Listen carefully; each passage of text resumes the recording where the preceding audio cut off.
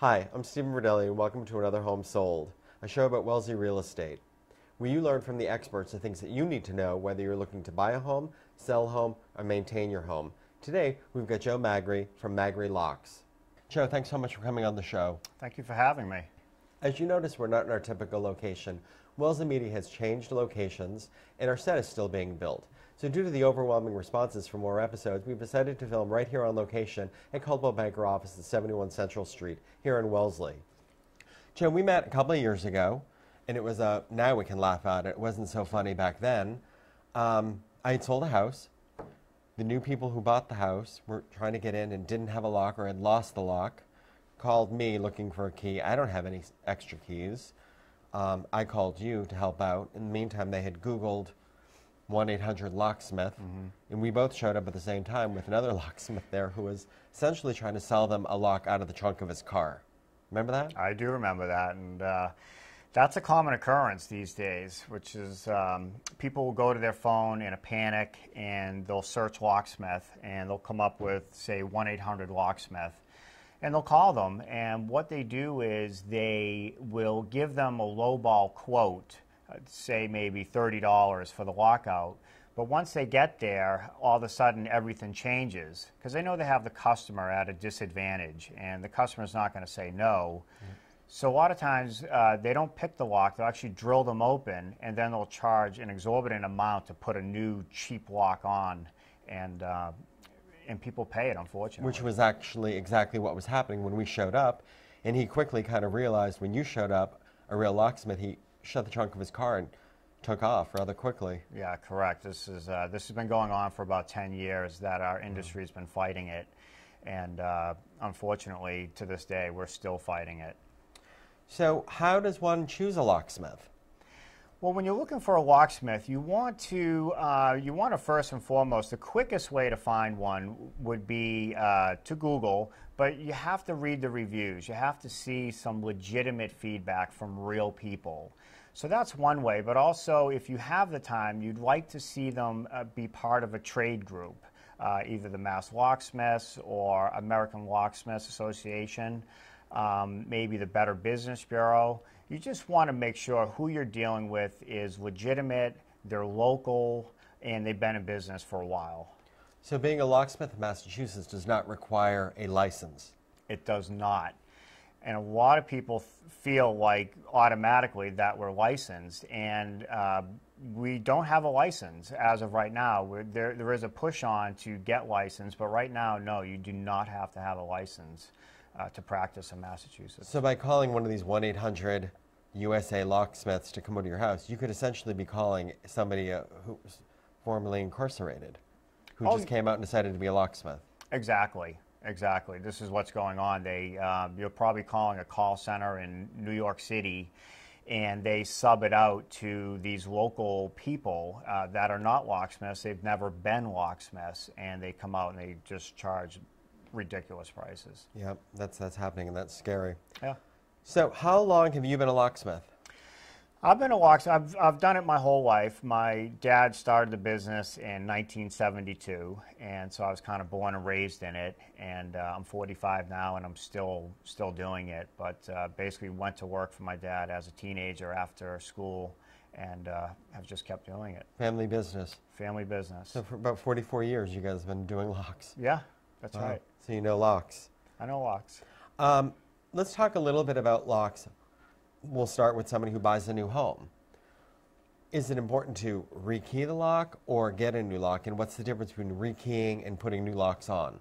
Yeah, so if you're just buying a new home, you're just moving in, you don't know who has keys to this house. It could be a cleaning service, could be the neighbor's teenagers could have access to those keys. So even if you had a good closing and you like the people that you bought the home from, it still doesn't mean that there's not other keys floating out there and that you shouldn't change your locks. So the most cost-effective way is to rekey them. So what we do is we take the lock off the door, we change the code on the inside, and then we put that same lock back on the door with a brand new set of keys. So we don't have to put a whole new lock on, we just change the code and put that same lock back on. Great. And that normally gets the job done. If the lock is broken or If it's an old one that's just not up to code, then we'll let you know, and maybe at that point you would consider putting a new lock on that door. So rekeying the doors essentially is what you said. You're changing the mechanics of the lock with a new key. Correct. So the old key will not work anymore. Okay.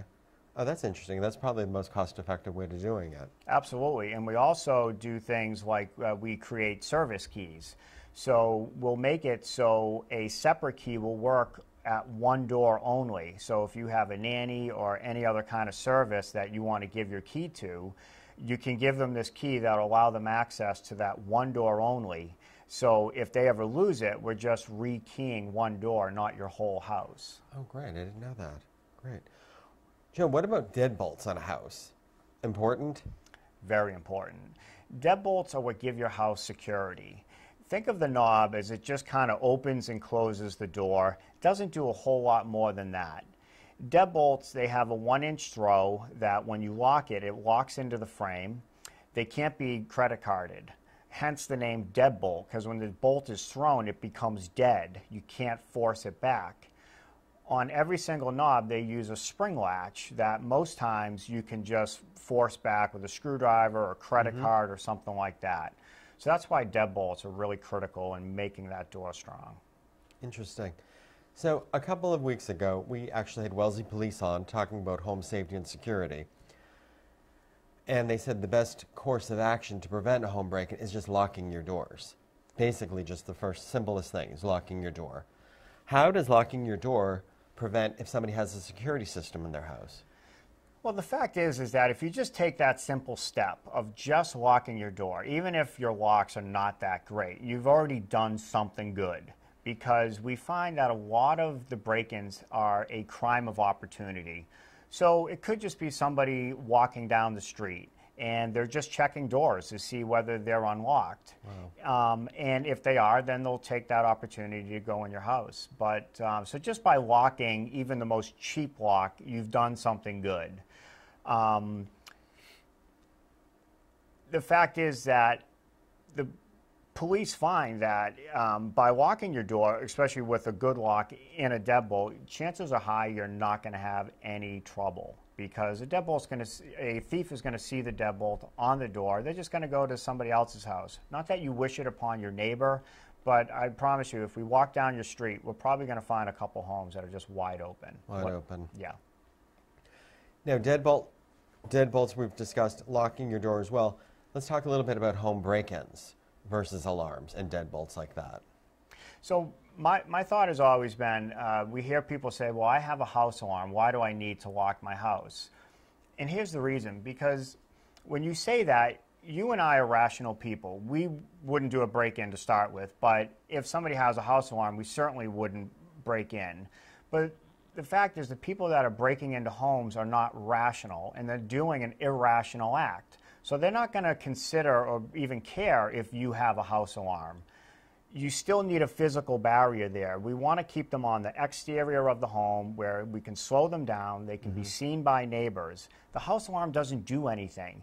It only tells you after a thief is in the house. It doesn't tell you somebody's trying to get in. It only tells you after they're already in. Exactly. So it's my thoughts, especially for personal safety, that good locks will keep that person out. You would hear them long before they were able to get through. So a good lock basically keeps the bad people out, good people in. Exactly. So you've probably been to a lot of homes to rekey after they've had a break-in with an alarm. Unfortunately, yes. I just did a job in Ashland where thankfully the gentleman wasn't home, but it happened at night. He had a house alarm. They still broke in. The house alarm went off, and even as that house alarm was going off, the thief went upstairs. He had a lock on his master bedroom and an office upstairs, and they kicked in both doors while the house alarm was going off and sifted through his drawers for quick cash or jewelry. And then they were gone. So they know they have plenty of time to be able to get what they want and get out of there before the police show up. Sure. So even while that alarm's going off. Even while it was going off. He had an audible alarm, loud. They didn't care. And they still had plenty of time. Good thing nobody was home. Exactly. Now, on the lines of break-ins, you guys also install personal safes. Let's talk a little bit about that.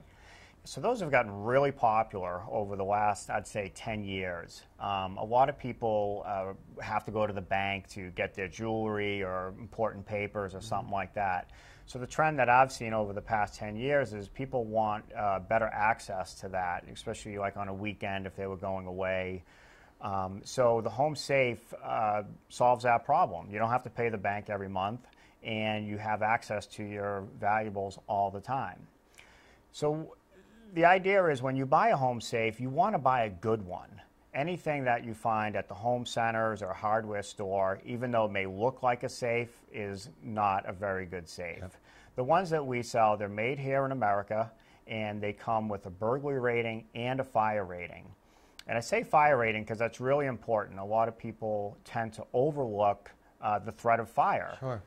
And the fact is, if you have important papers in there or videos or anything like that, if there is a fire, you don't want to have to think about going to get that. You want to get yourself and your family out of the home.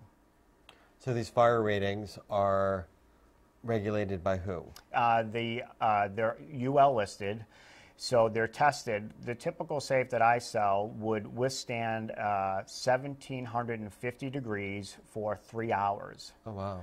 So, which is fine if you're living probably in Maine where there's not a close fire station. For here, it would never be an issue. The fire would be out. But now, what is the burglary rating? The burglary rating is also a UL rating. So what happens is they use steel gauge plate in the front that surrounds the lock. So it's drill resistant, and it's how thick the hard plate is before somebody would be able to drill through it. And your company sells and installs these types of safes? Correct. Now, are they the type that sit on the bottom of your closet, or can you install them behind pictures or in discrete areas of the house? A lot of times people will choose a spot for it, such as a closet that they don't use much. So literally, we'll bring it in, we'll drill it, and we'll bolt it down to the floor. So it's stationary to the house? Correct. That's a great point. Because my thought is when you see these locks in stores that, you know, the size of a shoebox, what would prevent somebody just picking it up and throwing it out the window and Absolutely getting it later? nothing. Yeah. Correct. So that right there is a big thing, is that we find that these safes are so good, nobody would have a drilling rig and know how to drill these properly right there in somebody's home. It would take you hours. So what thieves like to do is actually take the safe with them where they would have all day to work on them. Okay. But they're not going to be able to get it out of the house. Not when it's bolted down. Correct. Joe, what about electronic locks that we're seeing more and more? And I know you brought a couple of examples today. Yeah, so this is the trend that we're seeing, such as this one right here. This product here has a touch screen, so literally you can just put your hand on it and then type in your 4-digit code, and then it goes into an unlocked state for about 5 seconds, allowing the user to enter. Okay. These are very popular. Also, in about another year, they'll have it so this will work with your phone. Whether you have an iPhone or Android, you'll be able to use that as your key, and it will unlock automatically as you get close to the door. So for a family of 5, everyone can have their own code to get in and out of the house? Correct. Or if you've got staff coming into the house, you can program it for them temporarily for the time that they need to be there? Absolutely, and this is the nice thing about it, is that you can enter the user codes and take them out as you see fit. And also, with the phone, you'll be able to unlock it in a remote fashion. So if you were away and somebody needed access, you could unlock it via your telephone. So coding it and uncoding it is almost like a modern-day relocking. Correct.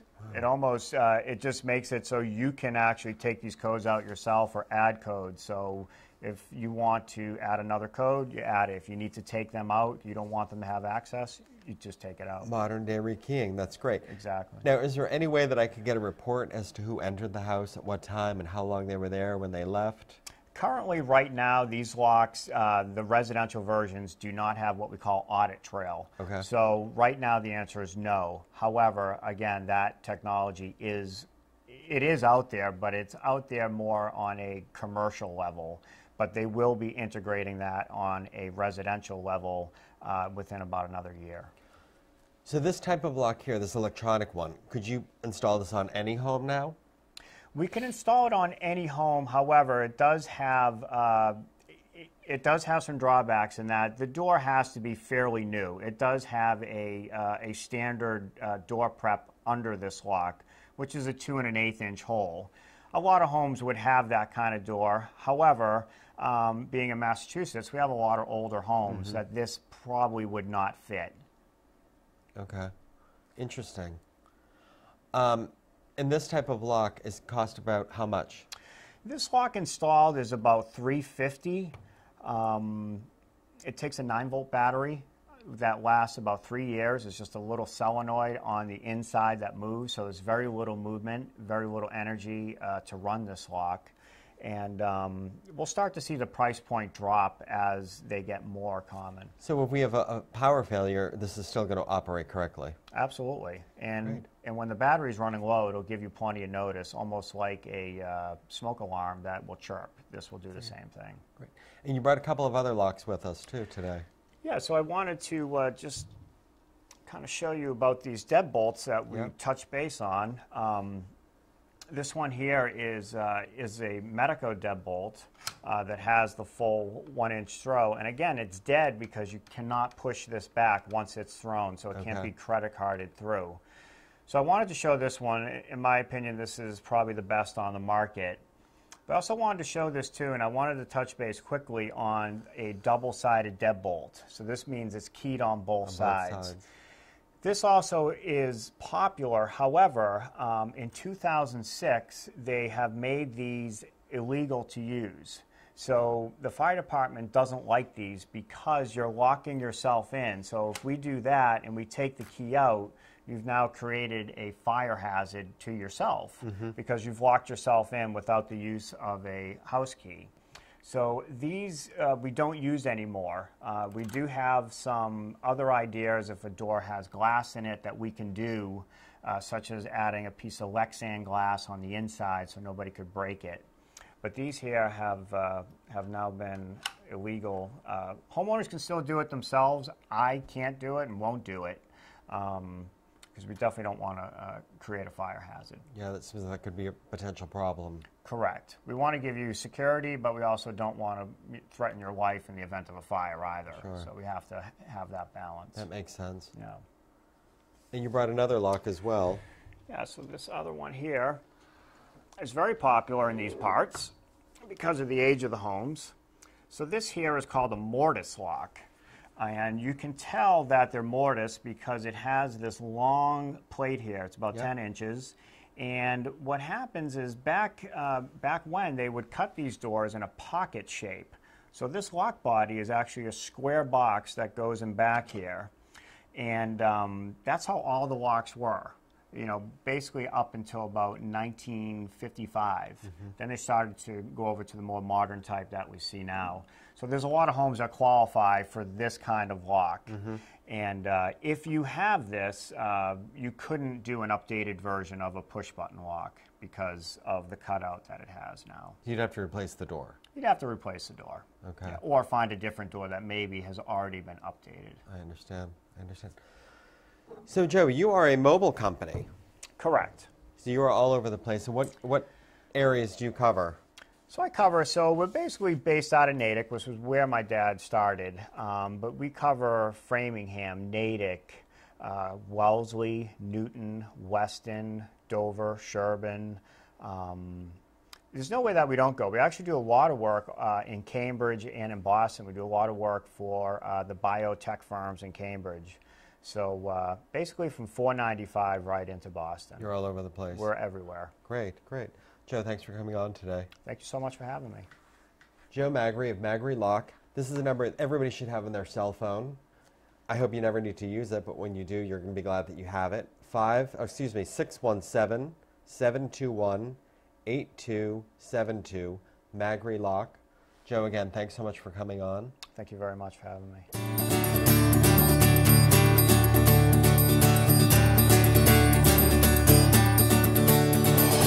Next, we're going to go to 75 Croton Street, a new contemporary listing by me in Wellesley Hills at the Farms train station. The perfect retreat for the contemporary lover with great feng shui and an auspicious setting. 75 Croton Street is the original model home, with 6 levels of exceptional living space with natural light, 4 with direct access to patio or a deck.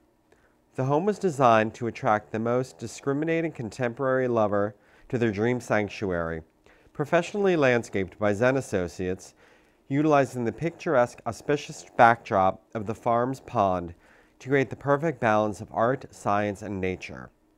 The welcoming foyer with direct entry to the garage guides you to the diverse living areas, each with distinctive architectural detailing characteristics. Soaring ceilings, skylights, large windows. 10 rooms, 5 bedrooms, 3.5 baths, 2-car oversized garage on this 19,000 square foot lot on a one-way portion of Croton Street. Provides you with seclusion and a retreat. The convenience of the farms, South Station, direct train to South Station, major roads, all in the heart of Wellesley. This home has 6 different levels. The kitchen, measuring 20 by 18, with 3 large windows looking directly over onto the farm's pond. The living room offers 3 9-foot-high windows, a wood-burning stove, and direct access to a beautiful deck measuring 10 feet by 8 feet. A soundproofed media room, custom designed by the current owners, measuring 30 by 28, with theater system. On the main floor of the house, the master bedroom measures 28 by 18, with a full bath and 2 walk-in closets. There's a music room or study measuring 20 by 12, and 2 additional bedrooms on the second floor, one measuring 17 by 13 and 17 by 13 as well, with an additional pantry, full bath, and a deck. The upper floor offers a workout room with half bath and washer and dryer. On the lower level of the home, there's 2 additional bedrooms, one measuring 15 by 12, and another bedroom/recreation room measuring 18 by 15. Some of the unique features of this property are it has 3 zones of heating and air conditioning, measuring 3,115 square feet, uniquely positioned on Croton Street, separating its neighbors with a small little brook and a peninsula, essentially creating your own island.